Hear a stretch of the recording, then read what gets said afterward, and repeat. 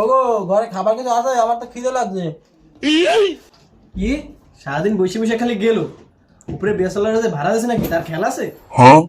চাইছিলাম তো গতকালকেও, ওগুলো নাকি পরীক্ষা চলে, দেবে আনে পরে। अच्छा আগে যাও, এমনই ভাড়া নিয়ে আসবা, তারপর ভাত পাবা।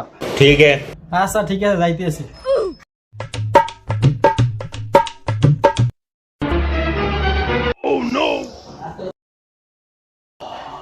শান্তি।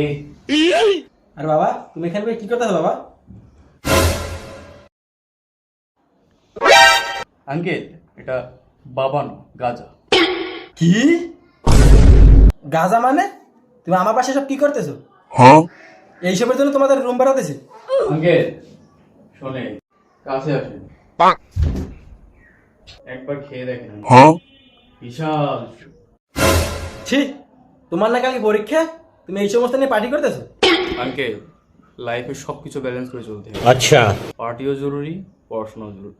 ठीक है। এমনিতেই কালকে পরীক্ষা, একটু ফুর্তি না করলে হয়? কালকে পরীক্ষা, আজকে তোমার হাতে থাকবে কলম, তা না রেখে সব কি? ছি, অসভ্য বেয়াদব ছেলে, লজ্জা করা উচিত তোমার।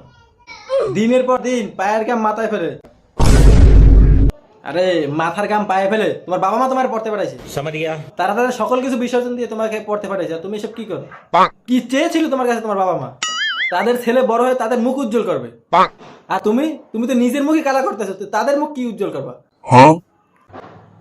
আব্বা, আঙ্কেল, আমার ভুল হয়ে গেছে, আমি নেক্সট টাইম এগুলো আর করবো না।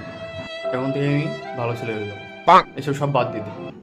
আচ্ছা দেখি আমি বাকিগুলোর কি অবস্থা।